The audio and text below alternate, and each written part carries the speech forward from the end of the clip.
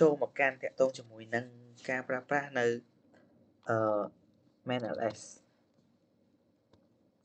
main ls មានន័យថាចង់ឲ្យសូនៅ command manual របស់វាអញ្ចឹងបើមាន command ណាមួយអ្នកទាំងអស់គ្នាដឹងក៏អ្នកទាំងអស់គ្នាចង់មើល detail បន្ថែមអញ្ចឹងអ្នកទាំងអស់គ្នាអាចប្រើ command ls នឹងបានគឺវានឹងសូនចេះហើយឥឡូវដើម្បីចាក់ចេញគឺយើងចុច Q យើងនឹងធ្វើការចាក់ចេញហើយបន្តមកទៀតយើងចូលទៅកាន់តាក់ទងជាមួយនឹងការបង្កើតនៅdirectory មួយ dir make dir ដាក់ថា test.text គឺឃើញថាយើងបានបង្កើតរួចរាល់ហើយអញ្ចឹងបន្តមកទៀតគឺយើងប្រើប្រាស់អានេះគឺជាការបង្កើតនៅ directory file មួយធម្មតាអ្នកនរគ្នាឥឡូវយើងចូលមកកាន់ make dir បង្កើតនៅ directory មួយដែលមានទាំង parent និងchild directory នៅក្នុងហ្នឹងអញ្ចឹងប្រើ space ដាក់ឈ្មោះវាថា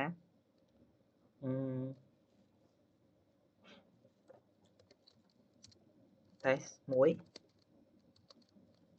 test 2ដែល test 1ហ្នឹងគឺជា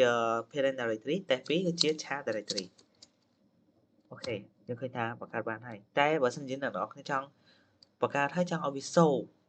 តទៅជាមួយនឹងinformation នៅពេលដែលយើងបង្កើតហើយភ្លាមៗអញ្ចឹងយើងប្រើ make dir ដូចគ្នា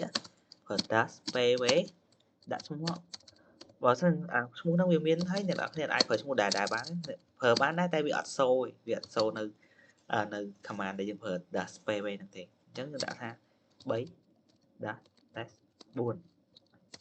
ចឹងឃើញថាការបង្កើតនៅ directory របស់យើងគឺជោគជ័យដែលមាន test 3ជា parent test 4គឺជា child ហើយបន្តមកទៀតគឺចូលទៅកាន់តាក់ទងជាមួយនឹងការបង្កើតនៅ file empty file មួយអញ្ចឹងការបង្កើតនៅ empty file មួយយើងបង្កើតនៅប្រាប់វាថា touch ឈ្មោះ file របស់យើងចង់ដាក់ឈ្មោះគេ test 3 test 5ចុះ .txt អញ្ចឹងយើងឃើញថាការបង្កើត file របស់យើងបានជោគជ័យហើយបើសិនជាយើងចង់សូនៅ empty file មួយហ្នឹងគឺយើងប្រើប្រាស់ cat ដាក់ឈ្មោះ file ហ្នឹងមក test 5 .txt អញ្ចឹងឃើញថាយើងបានប្រើ cat ដើម្បីសូនៅ file test ហ្នឹងមែនតែដោយសារតែ file test ហ្នឹងវាអត់មានអី detail នៅក្នុងហ្នឹងឯងអញ្ចឹងវាអត់សូអីបើសិនជាវាមានវានឹងសូអីដែលមាននៅក្នុង text file 5ហ្នឹងអូខេជាបន្តមកទៀតបើសិនយើងចង់ដឹងថាណាគេបានធ្វើការកែប្រែខ្លះយើងប្រើ history យើងឃើញថាអីដែលយើងបានធ្វើមិញគឺវាសូនៅកន្លែងទាំងអស់អញ្ចឹងបើសិនជាក្នុងករណីណាមួយអ្នកទាំងអស់គ្នាចង់សូ history ឲ្យអ្នកគេឃើញចង់លាក់អីចឹងអញ្ចឹងយើងប្រើ history clear អញ្ចឹងមានន័យថាយើងបិទ history របស់យើងហើយអញ្ចឹងអត់មានអ្នកដឹងថាយើង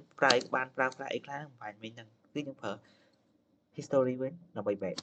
អូខេឃើញថាវាមានតែ history មួយអញ្ចឹងក្រៅហ្នឹងអត់សូត្រូវបាន delete ចោលបាត់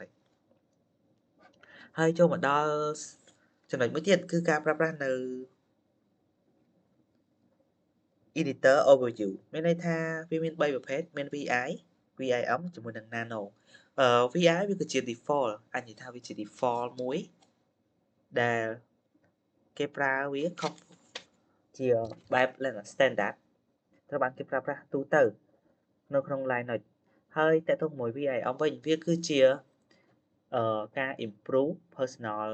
វាដែលថាវាធ្វើការ update ពី VI អាចនិយាយថាវាគឺជា version មួយដែលល្អជាង VI ហើយ Nano គឺតែថាវាងាយស្រួលប្រើប្រាស់ខាងជាងគេបំផុតបើគេប្រៀបធៀបជាមួយនឹង VI ជាមួយ VIM ព្រោះថាវាអាចប្រើប្រាស់សម្រាប់អាចនិយាយថាជា beginner អូខេអញ្ចឹងដើម្បីនេះយើងធ្វើការ test ទាំងអស់គ្នាយើងប្រើប្រាស់វាថា file VI file .text អូខេយើងឃើញថាឥឡូវវាចូលមកកាន់ហើយតែយើងធ្វើការអីយើងចង់ធ្វើការបញ្ចូលអី This is just a test អូខេអញ្ចឹងដើម្បីចាក់ចេញយើងប្រើពាក្យ escape ហើយនឹង dash w គុយមានន័យថាឲ្យវា save ហើយចាក់ចេញអូខេឃើញថាវាត្រូវបាន write return ហើយអញ្ចឹងហើយក៏បានចាក់ចេញដែរឥឡូវ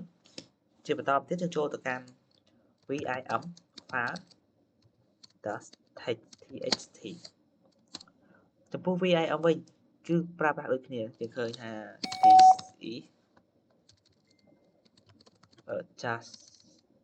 this is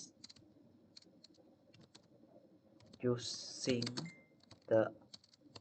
vim អូខេអញ្ចឹងដើម្បីចាក់ចែងដែរបើសិនយើងអាចប្រើដូចគ្នា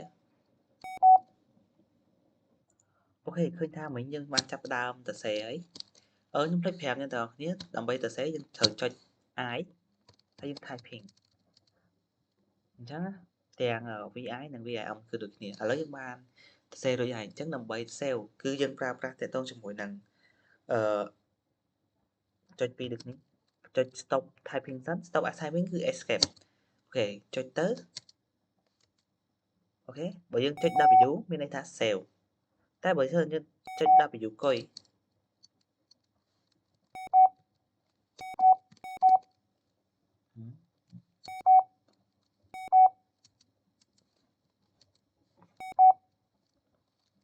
I អូខេ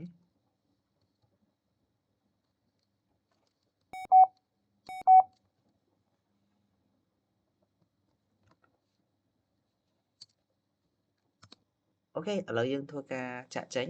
គឺដោយចុចតាក់ទងជាមួយនឹង escape បន្ទាប់ពីចុច escape ហើយអ្នកទាំងអស់គ្នាប្រើប្រាស់ថាចុចពី W កុយនេះគឺដើម្បីថា write and ចាក់ចេញតែបើសិនប្រើតែ W ទេមានន័យថា save only save តែបើសិនចង់ចាក់ចេញទាំងមិន save អញ្ចឹងយើងប្រើកុយឲ្យมันដាក់សញ្ញាឧទានអញ្ចឹងមានន័យថាចាក់ចេញដោយអត់ save ទេតែខ្ញុំចង់ save អញ្ចឹងយើងប្រើ W កុយអូខេអូខេយើងឃើញថាវាត្រូវបាន save ហើយអញ្ចឹងជាបន្តទៀតយើងចូលទៅការតាក់ទងជាមួយ Nano ម្ដង Nano វាគឺជា editor ដែលងាយស្រួលជាងគេបំផុតដែលអត់ពិបាកដូច VI និង VAM ទេអញ្ចឹងយើងប្រើបង្កើតនៅ file មួយដូចគ្នាដែលមានឈ្មោះថា file សេឈ្មោះសិន nano file .txt អូខេអ្នកទាំងអស់គ្នាគ្រាន់តែអ្នកទាំងអស់គ្នាឃើញអីដែលអ្នកទាំងអស់គាត់ចង់កែគឺវាមានទាំងអស់នេះហើយចង់ធ្វើអីឃើញវាសូនឹងនេះមាន G have H exit O write out អីចឹងយើងចង់ធ្វើឲ្យមួយណាគឺយើងគ្រាន់តែចុចទៅលើអក្សរកាត់មួយហ្នឹងទេគឺអត់មានអីពិបាកដូចVI និង VIM ទេដែលយើងត្រូវចាំនៅការប្រើប្រាស់នៅ command របស់វាហើយឥឡូវដើម្បីនៅ save នៅthis is just test this is using the VIM អីមិញហ្នឹងបាទដែលខ្ញុំនេះគឺនេះឬក៏ GMU Nano ហ្នឹងយើងប្រើតាក់ទងជាមួយអក្សរកាត់អក្សរ O write out មានន័យថា save ឬមួយក៏ចង់ចាក់ចេញទាំង save ក៏បានដែរអញ្ចឹងខ្ញុំចុចពាក្យថា save គឺយើងអាចចុច Control O ក៏បានដែរអូខេមានន័យថាវា save ហើយ Control O នេះជា shortcut key ហើយមួយទៀតបើយើងចង់ចាក់ចេញយើងប្រើ Control X Control O Control X គឺយើងធ្វើការចាក់ចេញពីNano អញ្ចឹងជាបន្តមកទៀតយើងចូលទៅជាបន្តមកទៀតគឺខ្ញុំនឹងធ្វើវីដេអូបង្រៀននៅការប្រើប្រាស់នៅ command មួយចំនួនបន្តទៀតតែឥឡូវការធ្វើវីដេអូរបស់ខ្ញុំគឺចប់តែប៉ុណ្ណេះសិនអូខេអរគុណអ្នកទាំងអស់គ្នាសម្រាប់ការតាមដានទស្សនាវីដេអូខ្ញុំតាំងពីដើមរហូតដល់ចប់ទោះបីជាការពន្យល់របស់ខ្ញុំអត់បានពេញលេញវិញខ្ញុំគ្រាន់តែ select យកណា command ណាដែលគេត្រូវតែងតែពេញនិយមប្រើប្រាស់យកមកនិយាយតែម្ដងសូមអរគុណ